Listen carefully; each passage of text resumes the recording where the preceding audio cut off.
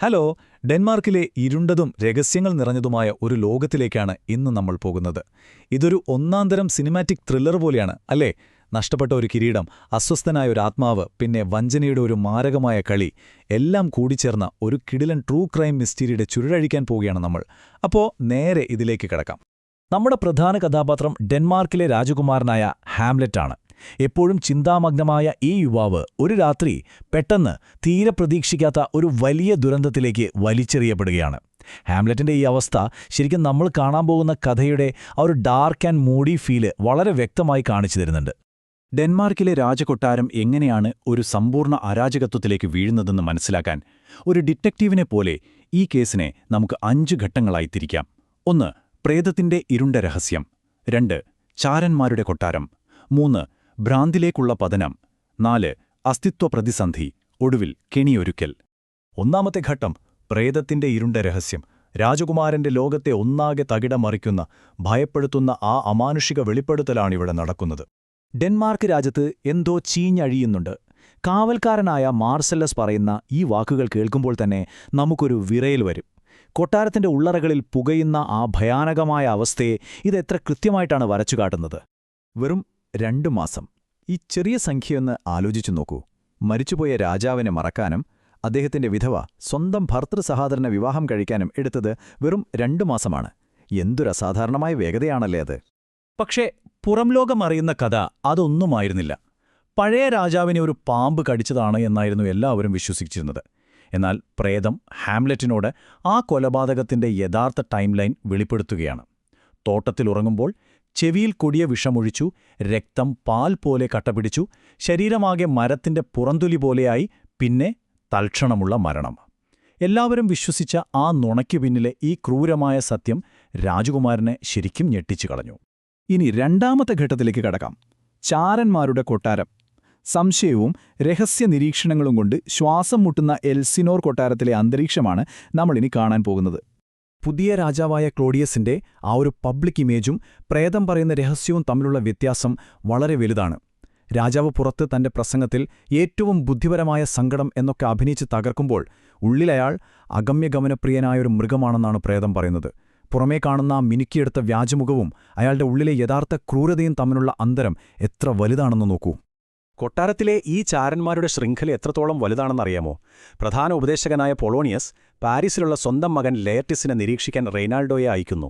പുതിയ രാജാവാകട്ടെ ഹാംലെറ്റിനെ നിരീക്ഷിക്കാൻ ഹാംലെറ്റിന്റെ തന്നെ അടുത്ത സുഹൃത്തുക്കളായ റോസൻക്രാൻസിനെയും ഗിൽഡൻസ്റ്റീനെയുമാണ് ഉപയോഗിക്കുന്നത്.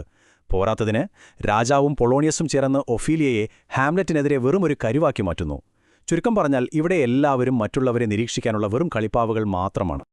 അടുത്തത് 3ാമത്തെ ഘട്ടം, ഭ്രാന്തിലേക്കുള്ള പതനം. ഈ ചാരന്മാരുടെ വലയിൽ നിന്ന് രക്ഷപ്പെടാൻ ഹാംലെറ്റ് കണ്ടെത്തുന്ന വളരെ ബുദ്ധിപരവും എന്നാൽ അത്ര തന്നെ അപകടകരവുമായ ഒരു പ്രതിരോധ മാർഗത്തെക്കുറിച്ചാണ് നമ്മൾ ഇനി സംസാരിക്കുന്നത്. അതായത് ആന്റിക് ഡിസ്പോസിഷൻ അഥവാ വിചിത്രമായ പെരുമാറ്റം. യഥാർത്ഥ ഉദ്ദേശങ്ങൾ മറ്റുള്ളവരിൽ നിന്നും മറച്ചുവെക്കാൻ മനഃപൂർവ്വം അഭിനയിക്കുന്ന യുക്തിരഹിതവും വിചിത്രവുമായ ഒരു സ്വഭാവമാണിത്. പ്രേതത്തെ കണ്ടതിനുശേഷം ഹാംലെറ്റ് എടുക്കുന്ന പ്രധാന തന്ത്രവും ഇതുതന്നെയാണ്. പക്ഷെ ഇവിടെ നമ്മുടെ മുന്നിൽ ഉയരുന്ന വലിയൊരു ചോദ്യമുണ്ട്. ഹാംലെറ്റ് ശരിക്കും അഭിനയിക്കുകയാണോ, അതോ അദ്ദേഹത്തിന്റെ സമനില ശരിക്കും തെറ്റുകയാണോ? ഹാംലെറ്റിന്റെ ഭ്രാന്തിന്റെ ലക്ഷണങ്ങൾ ഒഫീലിയ വിവരിക്കുന്നത് കേട്ടാൽ ഒരു മെഡിക്കൽ റിപ്പോർട്ട് പോലെ തോന്നും. ബട്ടണിടാത്ത കുപ്പായം, തലയിൽ തൊപ്പിയില്ല, അഴുക്കുപുരണ്ട സോക്സുകൾ, ഒരു ഷട്ട് പോലെ വിളറിയ മുഖം, ഭയം കൊണ്ട് കൂട്ടിയിടിക്കുന്ന കാൽമുട്ടുകൾ, പിന്നെ ആഴത്തിലുള്ളൊരു നെടുവീർപ്പും. ആലോചിച്ചു നോക്കൂ, ശരിക്കും ഭയപ്പെടുത്തുന്നൊരു കാഴ്ച തന്നെയാണത്. ഇത് ഭ്രാന്താണെങ്കിലും അതിലൊരു കൃത്യമായ രീതിയുണ്ട്.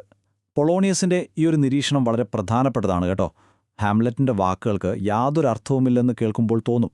പക്ഷേ ആ ഭ്രാന്തിന് പിന്നിൽ വളരെ മൂർച്ചയേറിയൊരു കണക്കുകൂട്ടൽ ഉണ്ടെന്ന് പൊളോണിയസ് കൃത്യമായി തിരിച്ചറിയുന്നുണ്ട്.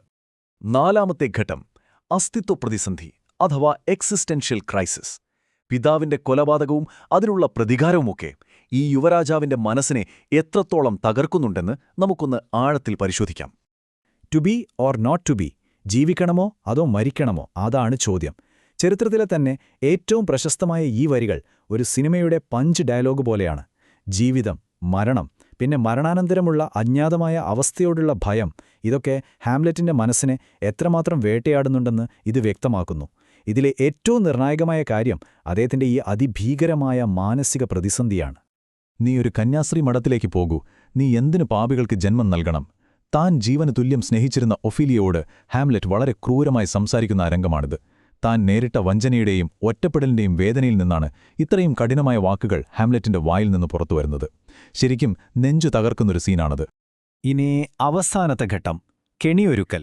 സത്യം പുറത്തു കൊണ്ടുവരാൻ ഹാംലെറ്റ് തന്റെ ആ മാസ്റ്റർ പ്ലാൻ തയ്യാറാക്കുമ്പോൾ കഥയിലെ ടെൻഷൻ അതിന്റെ പീക്കിലെത്തുകയാണ്. രാജാവിന്റെ മനസ്സാക്ഷിയെ പിടികൂടാനുള്ള വഴിയാണ് ഈ നാടകം. ഹാംലെറ്റിന്റെ ഈ വലിയ തിരിച്ചറിവാണ് നമ്മളിവിടെ കാണുന്നത്. അതുവരെ ഒന്നും ചെയ്യാനാവാതെ വെറുതെ ചിന്തിച്ചു മാത്രം നിന്നിരുന്ന ഒരു തത്വചിന്തകനിൽ നിന്ന് അതിബുദ്ധിമാനായ ഒരു തന്ത്രജ്ഞനിലേക്കും ഒരു ഡയറക്ടറിലേക്കുമുള്ള ഹാംലെറ്റിന്റെ ട്രാൻസ്ഫോർമേഷൻ ഇതാണ്. രാജാവിനെ കൊടുക്കാൻ ഹാംലെറ്റ് തയ്യാറാക്കിയ ആ കിടിലൻ പ്ലാനിന്റെ 3 ഘട്ടങ്ങൾ നോക്കാം. 1. യാത്രക്കാരായ ഒരു നാടകസംഘത്തെ കൊട്ടാരത്തിലേക്ക് സ്വാഗതം ചെയ്യുക. 2. മർഡർ ഓഫ് ഗൊൺസാഗോ എന്ന അവരുടെ നാടകത്തിൽ തന്റെ പിതാവിന്റെ കൊലപാതകത്തെ ഓർമ്മിപ്പിക്കുന്ന ഒരു 12 മുതൽ 16 വരികൾ കൂട്ടിച്ചേർക്കുക. 3. ഈ നാടകം നടക്കുമ്പോൾ ക്ലോഡിയസ് രാജാവിന്റെ ഓരോ ഭാവമാറ്റവും സൂക്ഷ്മമായി നിരീക്ഷിക്കാൻ അടുത്ത സുഹൃത്തായ ഹൊറേഷ്യോയെ ഏൽപ്പിക്കുക. ഈ ലളിതമായൊരു നാടകത്തെ അദ്ദേഹം അക്ഷരാർത്ഥത്തിൽ ഒരു സൈക്കോളജിക്കൽ ആയുധമാക്കി മാറ്റുകയാണ് ചെയ്തത്. നാടകത്തിനുള്ളിലെ ഈ നാടകം എങ്ങനെയാണ് യാഥാർത്ഥ്യത്തെ ചോദ്യം ചെയ്യുന്നതെന്ന് നോക്കൂ. നാടകത്തിലെ രാജ്ഞി പറയുന്നൊരു ഡയലോഗുണ്ട്: ആദ്യ ഭർത്താവിനെ കൊന്നവർ മാത്രമേ രണ്ടാമതൊരാളെ വിവാഹം കഴിക്കൂ. ഇതാരെയാ ഉദ്ദേശിച്ചതെന്ന് മനസ്സിലായോ? ഗെട്രൂഡ് രാജ്ഞി തന്റെ ഭർത്താവ് മരിച്ച് 1 മാസത്തിനുള്ളിൽ ഭർത്തൃസഹോദരനെ വിവാഹം കഴിച്ചതിനെ മുഖത്തു നോക്കി പരിഹസിക്കുകയാണ് ഹാംലെറ്റ് ഇവിടെ. ആ സ്ത്രീ അധികം പ്രതിരോധിക്കുന്നു എന്നെനിക്ക് തോന്നുന്നു. നാടകം കണ്ടതിനുശേഷം സ്വന്തം ഭാഗം ന്യായീകരിക്കാനായി ഗെട്രൂഡ് രാജ്ഞി നൽകുന്ന ഈ മറുപടി ഭയങ്കര ശ്രദ്ധേയമാണ്. ഹാംലെറ്റ് ഒരുക്കിയ ആ മാനസികമായ കെണി അവരിൽ കൃത്യമായി മുറുകുന്നു എന്നതിന്റെ വ്യക്തമായ സൂചനയാണിത്. അപ്പോ കെണി ഒരുക്കി കഴിഞ്ഞു. ഇനി അത് വിജയിക്കുകയും രാജാവ് കുറ്റക്കാരനാണെന്ന് തെളിയുകയും ചെയ്താൽ താൻ ഇത്രയും കാലം ആഗ്രഹിച്ച ആ പ്രതികാരം ചെയ്യാൻ ഹാംലെറ്റിന് ശരിക്കും കഴിയുമോ? വെറുമൊരു അന്വേഷകനിൽ നിന്ന് പ്രതികാരം ചെയ്യുന്ന ഒരാളായി മാറാൻ നമ്മുടെ നായകന് സാധിക്കുമോ? ഈയൊരു വലിയ ചോദ്യത്തോടെയാണ് നമ്മൾ ഇന്നത്തെ ഈ അനാലിസിസ് അവസാനിപ്പിക്കുന്നത്. ഇതേക്കുറിച്ച് നിങ്ങൾക്കെന്താണ് തോന്നുന്നത്? തീർച്ചയായും ഇതിനെക്കുറിച്ച് കൂടുതൽ ചിന്തിക്കാൻ ഇത് നിങ്ങളെ പ്രേരിപ്പിക്കും.